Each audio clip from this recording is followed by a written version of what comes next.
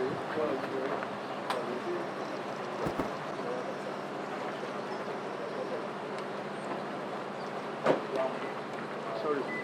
Office of the Vice President.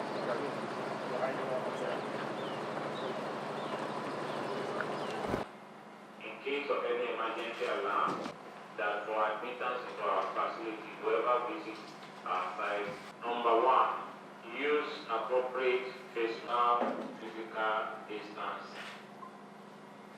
In terms of security, that our visitors are fully fitted with appropriate PPE, like safety shoes. For your convenience, the restroom is located by the short stay here. Yes. You're welcome.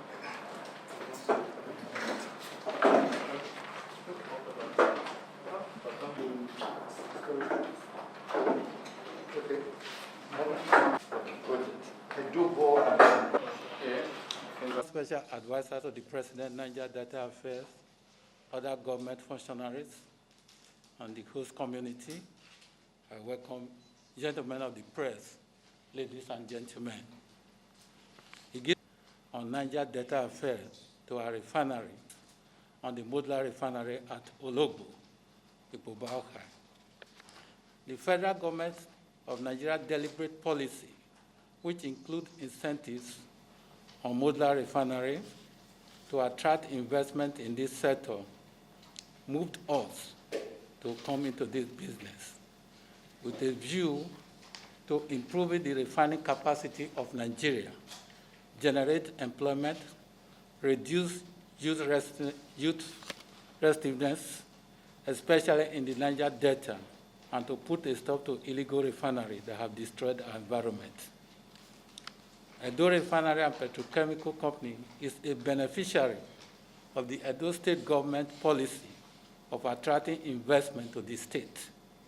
The state government supported this project with a support fund of 700 million, which will be paid back to the government when production commences.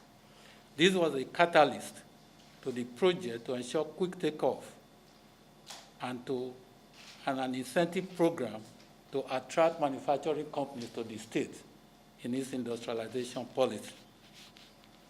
Nigeria and Chinese Joint Venture Company Limited, AIPC. The Edo Refinery and Petrochemical Limited is a 6,000 barrels per day modular refinery at Ologbo.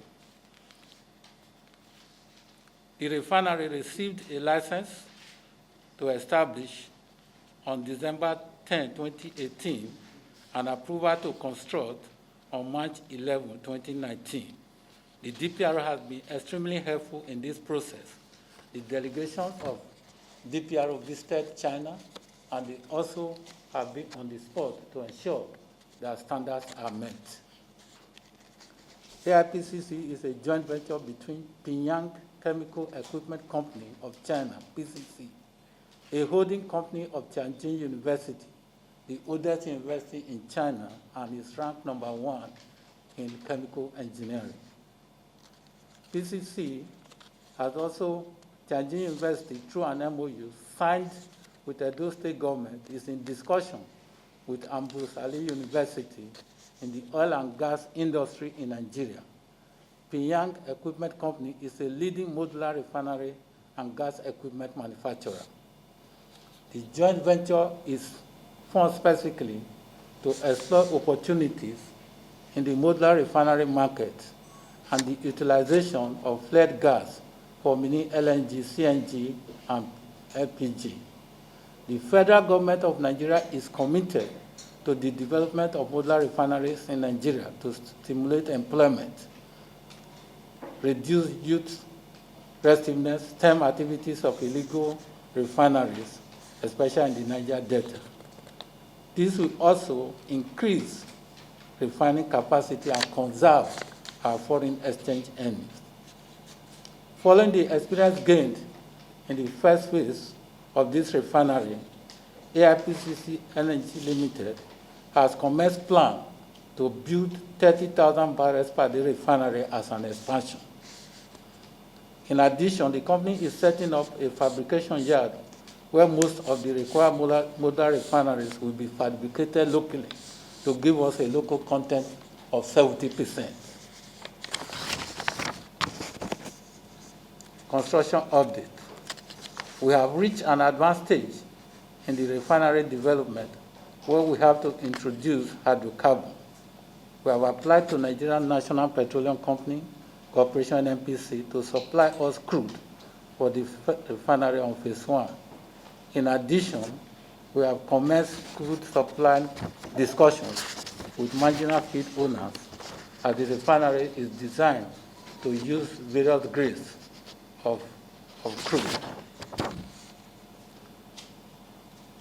We believe our facilities will be very useful in training people to gain practical experience in oil and gas refinery.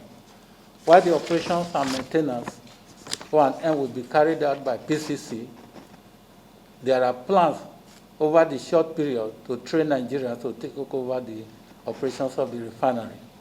As you will see later, you will see that most of the jobs done here are done by Nigeria. All the civil works were done by Nigerians.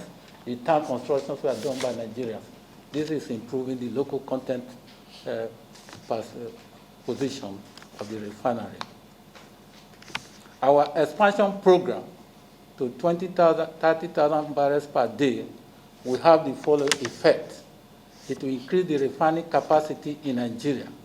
It will help to meet about 18% of the local content, of the local demand for diesel. It will also result in the saving of over $350 million in foreign exchange per annum. In addition, the naphtha that will be exported will give foreign exchange earnings of about $125 million per annum. The LPO that will be produced here will be able to meet the total demand of Nigeria. Based on the Nigerian Bureau for Statistics, total demand for LPO last year was 48.6 million, but we are going to produce over 100 million liters of this LPFO. We believe that with this, LPFO can be removed from the foreign exchange list, so that will be totally sufficient in this regard. In conclusion, I would like to thank especially our EPC contractor.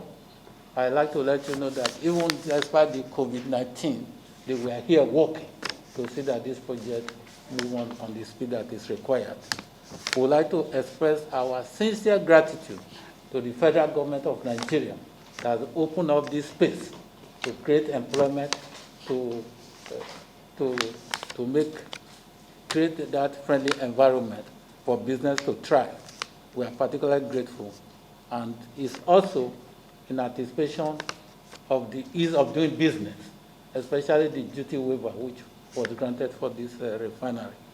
We are particularly grateful to Edo State government, which gave us 700 million support fund to ensure that this project takes off quickly and is done on time. I'd like to record, sir, that this is one of the fastest refineries to be built in this country. Program's conception started in 2018, and by now we have reached 95% mechanical completion. Thank you so much. Another JV partner is a company. We funded from the Tianjin University, which used to call Beiyang University, the first university in China. So the chemical engineering school in our university ranked top 3 all over the world. So that's a technology base for the refinery and the petrochemical industry. We grew up with development of Chinese petrochemical industry. So that's why we come here to contribute and construct the refinery. So these are some pictures to show the roadmap of our refinery. Like in 2018, the DPR delegation come to inspect us for the ATC license and also for the China standard, how China standard utilized in Nigeria. And also in 1918 during the FOCAC, we signed a EPC agreement with Mr. Michael Seaman, and witnessed by the governor of Obasaki, Mr. Obasaki, in the Nigerian embassy in Beijing. Also, we signed a exchange program MOU between Edo State and Tianjin University, which will build Abrasa University as our chemical engineering interface. We transfer some technology. And the last picture will show our remote control center. This refinery will use a lot of up-to-age technology. One of these remote control and monitor technology. One it operates, all the data will send to China in real time. So besides the OEM team working here, we have another teams of efficiency engineer, monitor, keep open minds, keep mobile minds of this refinery to make sure it always have a good performance. And our refinery, I think the other refinery is quite different with other model refinery in Niger Delta. We are the first one independent refinery. Besides us, those refinery like NDPR, they relies on the marginal field. So this relationship gives us more flexibility for the crude oil use. And also, our refinery is highly ski-mounted refinery. Not only the ADU, but also heat exchanger skid and the pipeline skid, we all well fabricated and shipped from China to Nigeria, which reduce our construction periods. Also, we have very short time for, it's just like a record for acquiring the LTE to ATC, only 4 months. That's quite short than the rest of the refinery because of we have very good document preparation. And because this year is very struggling challenge for us during the global COVID-19 pandemic. The first 10 Chinese erection engineers arrived in Nigeria the beginning of March. We start to do the engineering jobs. I think we are one of the moving refinery in Nigeria during the COVID-19 pandemics. Keep moving. So the most mechanic erection finished with the next 3 months. But because of unfortunately the policy of lockdown of international flight, so our commission team and the AI engineering is still waiting for that. But it's fortunately it just we saw the policy. We resume on at the end of August. So the rest of OEM people will come the first week of September and they keep pre-commissioning. We hope we can complete commission job at the end of September, this September.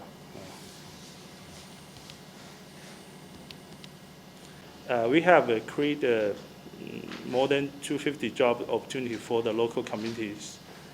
And also we do a renovation of Benin Separate Road for community to be part of our contribution, of local contribution.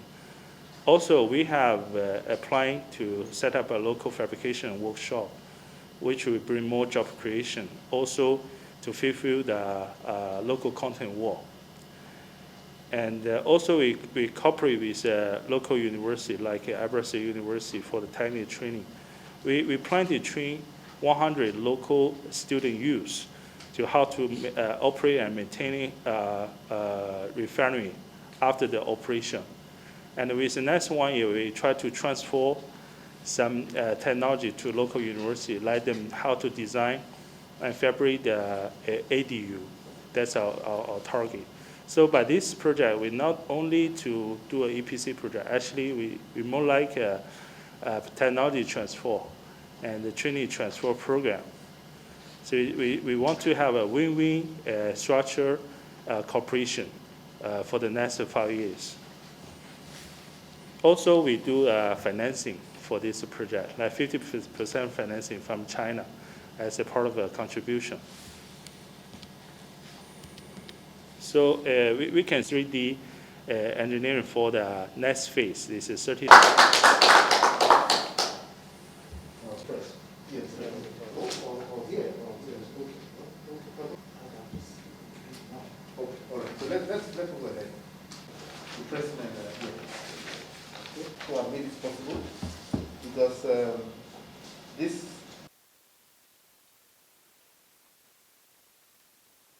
Indeed, Mr. President and the Vice President, we would like to thank the state government. The state government mentioned the host community. The host community, not for gracious, and especially for working right through COVID to arrange this visit. And to the staff and this project becomes a reality. This project, I'm a vision for the Niger Delta, the new vision for the Niger Delta. And I'll just, speak to that in a moment. Some of us will recall that in 2016, the Vice President, at the instance of Mr. President, embarked on a tour of the region during the heat of the pipeline vandalization and all of that. And he met with key stakeholders, PANDEF, the youth groups, traditional rulers, representatives of oil companies, etc. Now, it was in the course of these engagements that submissions were presented to him and demands were made. Some of us will recall the 16-point agenda in PANDEF. So these submissions and demands were received and evaluated. And it was in the course of this evaluation process that the new vision for the Niger Delta was birthed.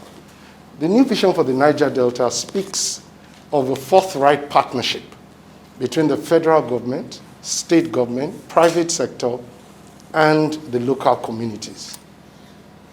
It speaks of partnership. It speaks of, the new vision talks about bringing together a robust set of targets, initiatives, and processes aimed at ensuring that the people of the region, the Niger Delta region, that Edo State is a part of, benefit maximally from the wealth of the region. So that's the whole idea behind the new vision. And just as I said, in the course of this engagement, we received submissions.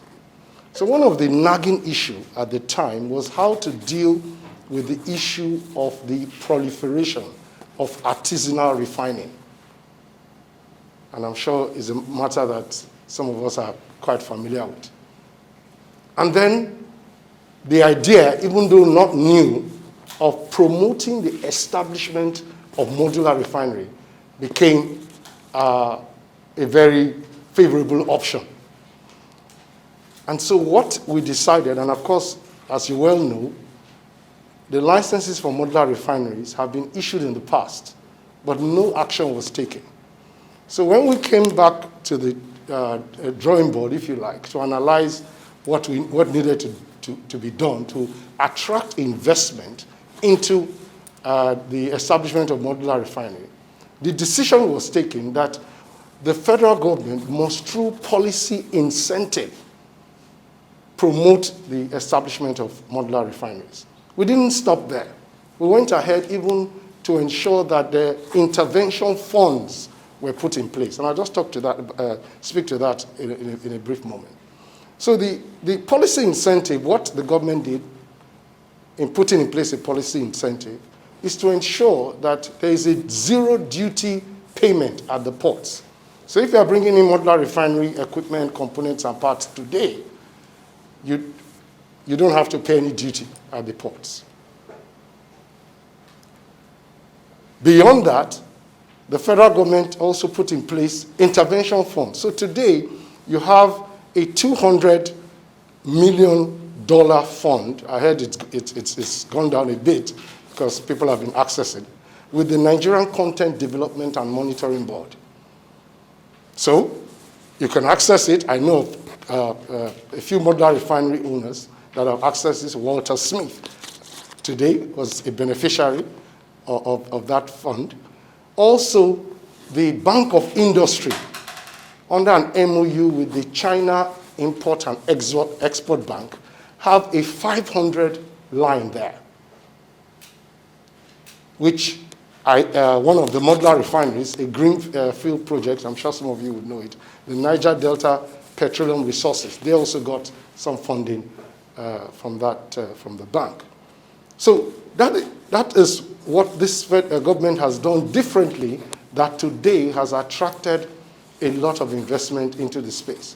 I would just like to also use this opportunity to speak about the other modular refineries that we have 3 other modular refineries that are ready for commissioning today. And the first one is the Walter Smith, which is in Imo State. The second is the Niger Delta Petroleum Resources, which is in Rivers State. And then the OPAC Modular Refinery, which is in Kwale, Delta State. These modular refineries, as I speak, are ready for commissioning. So these are some of the things we have put in place. And as I said earlier, during the tour of the Vice President's visit to the region, there are other initiatives under the new vision. So today, in addition to this modular refinery that we see today and how the government has promoted or attracted interest and investment into this space, we have the Ogoni cleanup. The Ogoni cleanup today is in the second phase. We have the Maritime University.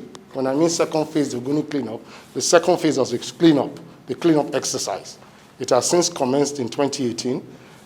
Under the first phase, 21 lots were awarded, and under the second phase today, about 36 other lots have been awarded.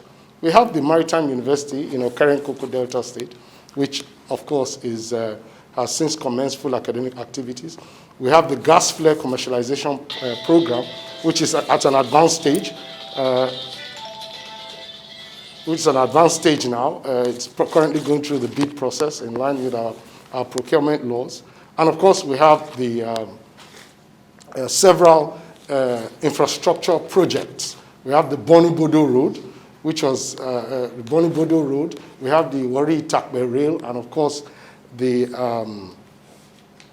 East-West Road. All of these were things that, under the new vision, which was in response to the demands and submissions received, that the federal government decided to put in place to address these issues.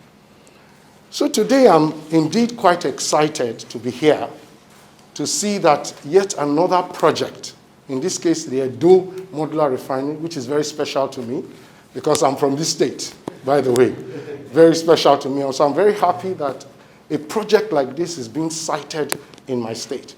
And just from what I can see, it's almost near completion. And I'm very excited about that because it is one thing to start a project, it's another thing to complete a project. But I also just heard from the consultant that beyond even completing, this is almost like a phase of the project, you're even thinking about expanding the project, which I think is, something that I must congratulate, all of you for. I'm also happy about what the King shared about how, of course, there are several opportunities that this project has created in the area of job opportunities today. Of course, this project, is going to, stimulate economic activities within this not only within this environment, but within the state and even the nation. And I'm particularly excited about the local fabrication aspect of it. That is a good one. That's the direction we as a country should be looking at. That is it, and I'm very excited about this. And there's no telling about the number of jobs that is going to be created. And of course, even the number of jobs that have already been created and will be created as you go on. I think, I'm so happy that, Edo State is part of this and, they're enjoying all of these benefits. On that note, once again, I'd like to thank all of you for your very warm welcome. I feel very much at home. And to say that I wish you all the best. Shortest notice to come in if thank you very much. And God bless. the chairman of this of the refinery about this issue. Let me say that we recognize that this problem exists, and we're doing everything possible, to ensure that this problem is mitigated, because I've actually escalated it. I escalated this thing and I said, look, this is the problem some of these operators are facing. How can we handle it? I know that there was some issue at some point, of course, the issue with the ports and all of the roads and all of that might probably be a part of it. But I have indeed escalated it, and I'm sure that, going forward, I know that just like the ex-consultant has said, there will be need to import more items and what have you, that this issue would have, to a very large extent, been addressed. Thank you. Great support from government agencies, DPR. As we've seen in that place just now, the DPR people, they visited China to ensure that everything was up to standard before they were brought to this country. And as we are working, they are also on the side to ensure that standards have been met, which is very, very, very critical. And support. The Chinese, the contractor is a joint venture of this project, whereby they provided 50% of the funding required for this project. This is the indirect investment coming into Nigeria. But as we go to because we wanted to show that it can be done. And that's why we put our equity and the support from the Edo State government to execute this first phase. As we upon commissioning of this plant by next month.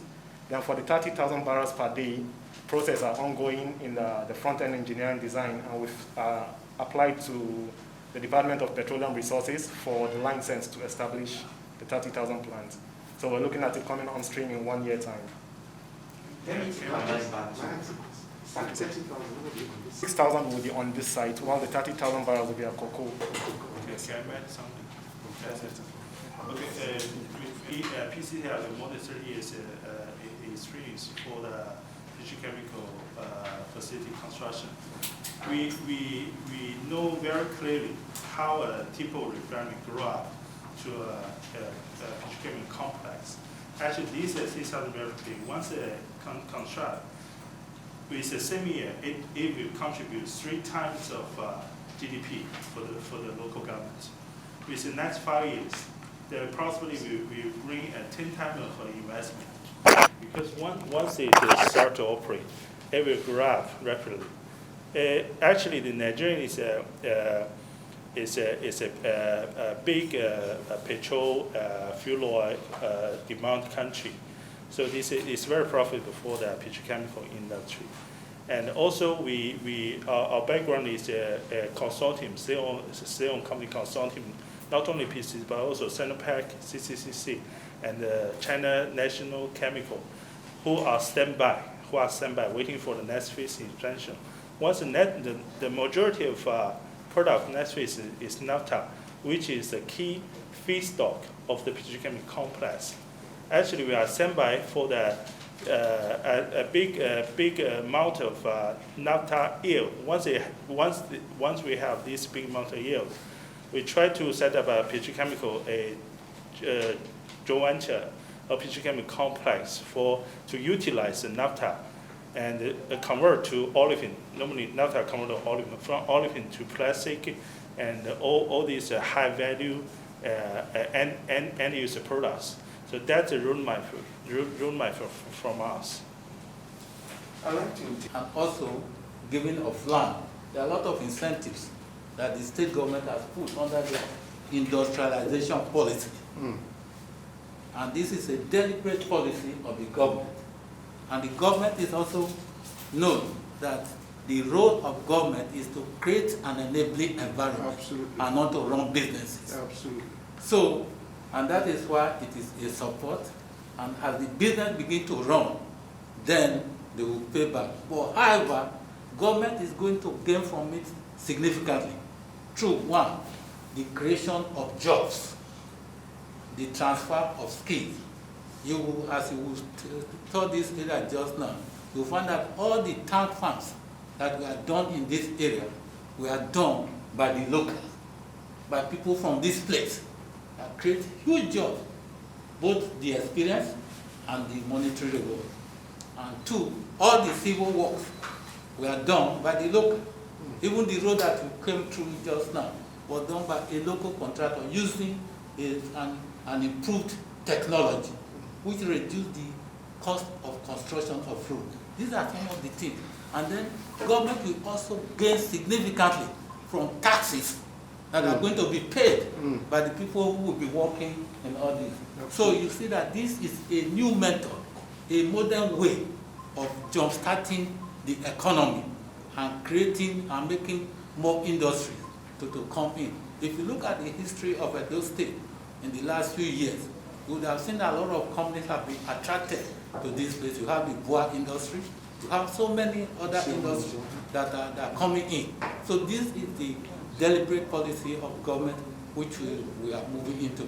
And that's why we really call this a beneficiary of federal and state government. And we tie into the new vision of the Niger Delta to involve the federal government, to involve the state, and to involve the local government. So, sorry, I'm going to have to stop.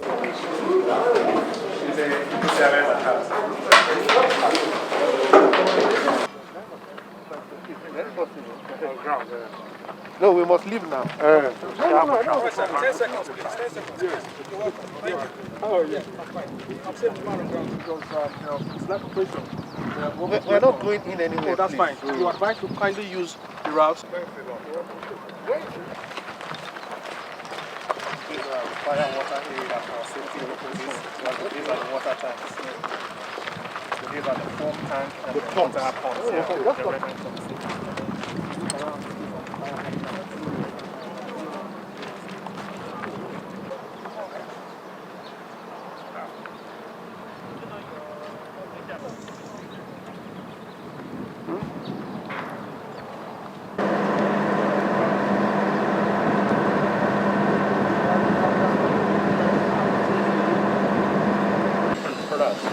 It's a heater.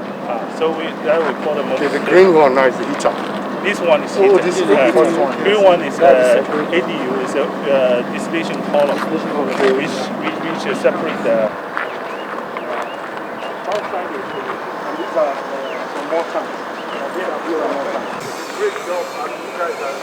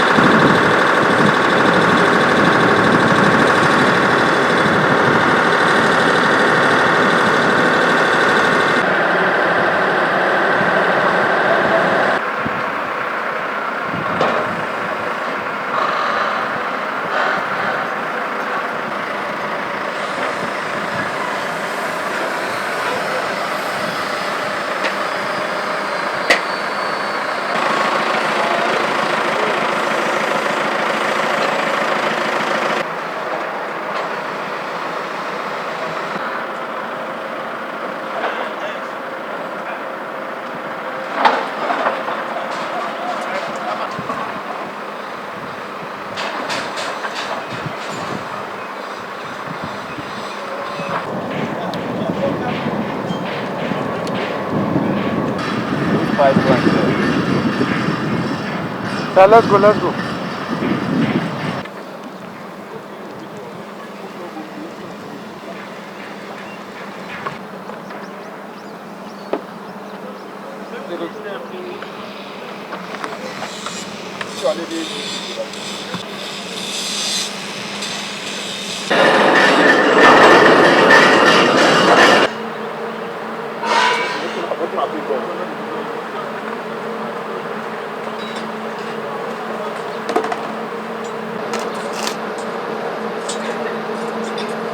You know,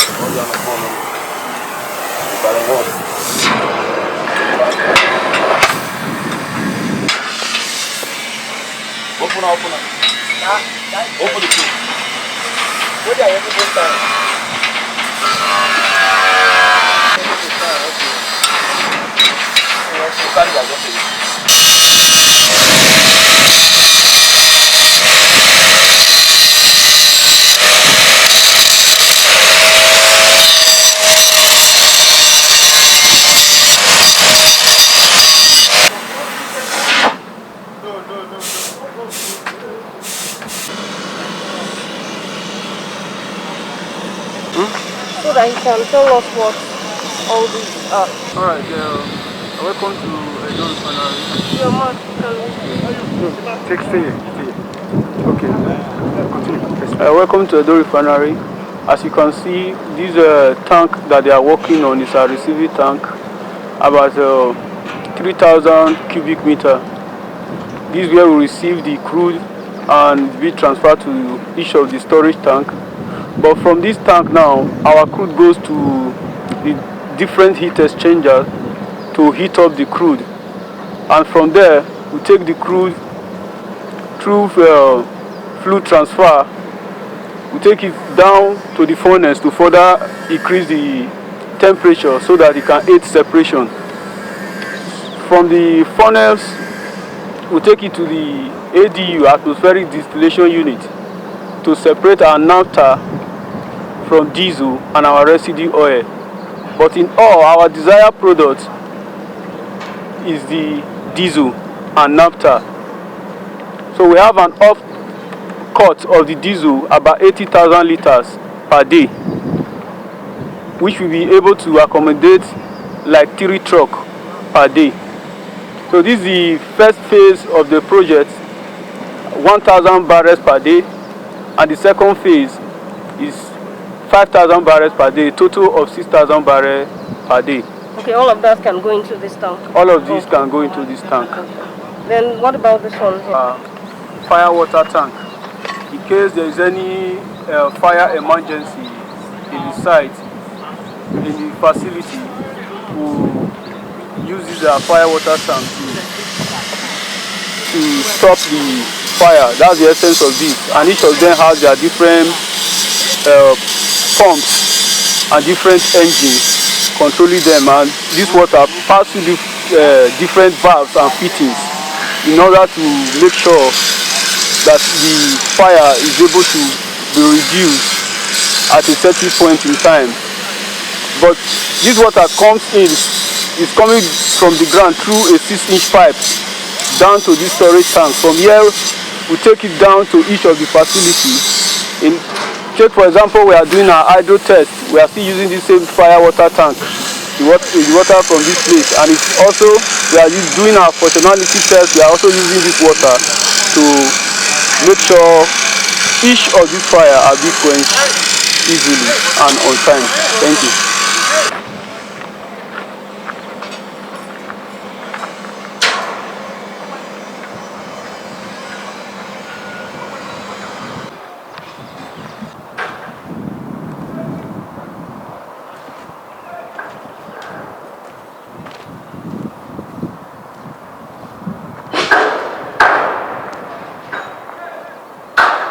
Pump there, that's our loading bay for the inlet crude. From here we take it down to the storage tank. We take it down to the storage tank. From the storage tank we take it to this furnace.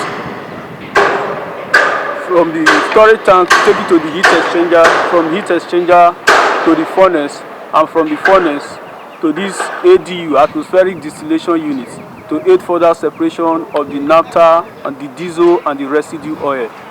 So from there, our desired end product is the diesel and the naphtha. So this other smaller tank are for the diesel, while this other one are for the naphtha. What is naphtha? Naphtha is a product from petroleum. Petroleum product, yes. Well, what are they using that naphtha? Naphtha for?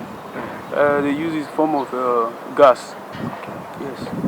For all these aviation fuel and all that. Okay. That's what Aviation they use it fuel. for. Okay. Yes. All right. So each of them have their different temperatures and pressure. So we have the control room, we have the field operator and the CCRO. Each of these are there to maintain each of the set points, and each of the set points of this crude, of this diesel and naphtha, in order for them to meet their desired end. Thank you. I'll do that. Of